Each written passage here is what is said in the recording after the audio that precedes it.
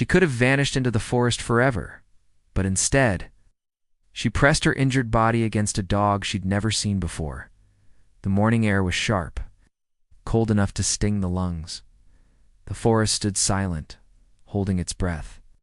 In that stillness, something extraordinary began.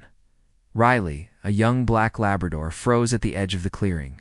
Her ears twitched. She lowered her head. Something was there, hidden just beyond the frost-covered ferns. A pair of amber eyes met hers. A wild lynx barely more than a kitten crouched low beneath a fallen tree.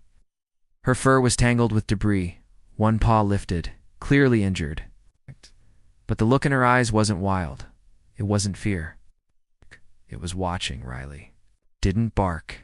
She didn't growl. She simply sat down, and the lynx didn't move. Predator and prey by nature, yet neither reacted with instinct or threat. Something else lingered between them. Trust. Recognition. A quiet understanding. From a distance, Brahmins who had just returned to their old family farm the night before stood frozen, watching the impossible unfold. It was their first morning back. They had come to escape the noise of the city and rediscover the slow rhythm of the forest. Their home sat at the edge of miles of untouched woodland, wrapped in silence and frost. Since sunrise, Riley had been restless, pacing near the door, her ears alert, tail low. When Zoe Brannon opened the back door, Riley bolted into the trees, and Zoe had followed. She stood just a few steps behind her dog, breath caught in her throat. Riley was still. A wild lynx cub, thin, bruised, injured, but unafraid, sat only 10 feet away. Out. There was no sound, no tension. Only a stillness so delicate it felt sacred. Zoe didn't call out. She simply watched. One by one, the rest of the family gathered, drawn by the silence. They stood together, witnessing something they couldn't name. The next morning they returned. No lynx. But Riley sat again, in the same spot, ears perked, eyes steady. Waiting, Zoe placed a shallow bowl by the fallen tree water. Pieces of cooked chicken, a few apple slices. Then they stepped back, hidden behind the tree line. Minutes passed, then she appeared cautiously. The lynx stepped from the shadows. Her limp was worse, her injured paw curled tightly as she moved. She froze, sniffed, inched forward. Riley didn't move, only her tail wagged slowly. In quiet circles, the lynx approached the food, paused, looked at Riley. Only when Riley dipped her head gently soft, respectful, did the lynx begin to eat. They named her Sky.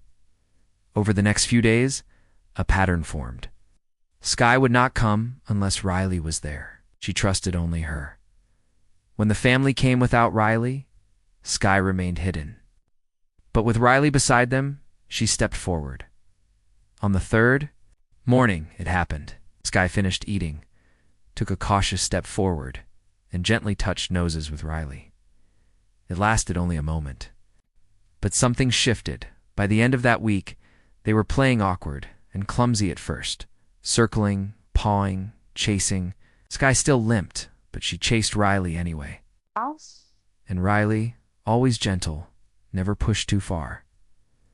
Then, one morning, without warning, Sky followed them, past the tree line, down the trail, all the way to the edge of the backyard. She didn't look at the humans, only at Riley. And when Riley lay down on the porch, Sky settled at the bottom of the steps, not touching, but not far. Close enough to choose.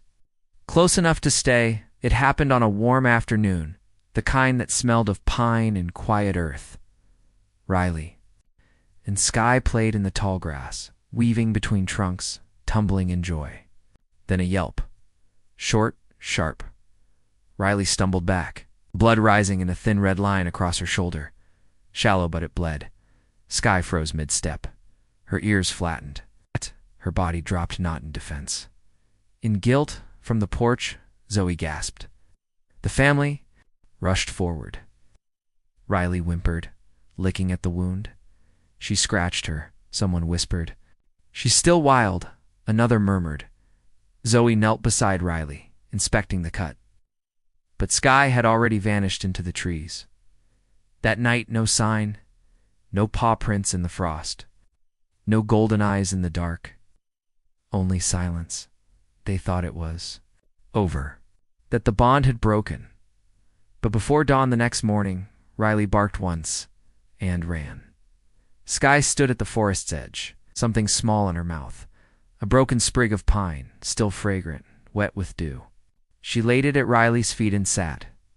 Riley sniffed the branch, wagged her tail once, then again, and licked the top of Sky's head. An apology given, and accepted the bond hadn't broken. It had deepened. From that day on, their play became gentler, more careful, more like a dance. Sky no longer lunged. Riley anticipated her every move. Mornings turned into long walks through the meadow. Sometimes they ran. Sometimes they just sat side by side, watching the wind ripple the grass. Brannon stopped trying to explain. They simply let it be. They left the back gate open, left food by the trees, watched, listened. One afternoon, Sky rolled onto her back in the sun. Riley lay beside her, their fur brushing. No fear, no fences. Just trust.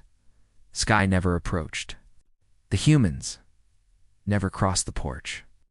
But when Riley came to the door, tail-wagging Sky was always waiting. Every morning a ritual, Riley stepped into the field. The Sky emerged from the trees. Two lives that never should have met. Now moving in perfect, quiet symmetry. Then the pattern shifted. Sky came later, lingered less. She stopped rolling in the grass. Her play slowed. Her gaze grew distant, and then she didn't come at all. Riley waited at the tree line. 4 hours. Still, quiet. Hoping, nothing. No tracks. No eyes in the shadows, just wind. Days passed. Then a week. Riley stopped going to the woods. Her tail stopped wagging. She ate less, slept more. The house fell into a silence that even laughter couldn't break. So the family made the decision, one heavy with sorrow. It was time to return to the city. Riley didn't resist. She climbed into the truck. But as the engine turned, she looked back once, toward the trees. No sound, no movement. Only absence. In the city, Riley changed. She ignored the park, refused her favorite treats, lay near the door for hours. Some nights, she whimpered in her sleep, soft, aching sounds that filled the house with memory. 2 weeks passed. Then it dialed. On the first clear morning of spring, the Brannons packed again. Maybe it was hope. Maybe it was Riley. Maybe it was both at the farm.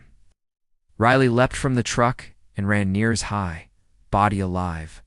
But the trail was quiet. No sky, no prints, just wind. Still Riley waited, and didn't sleep that night. And then at dawn something changed. Hot from between the birch trunks. A shadow stepped forward.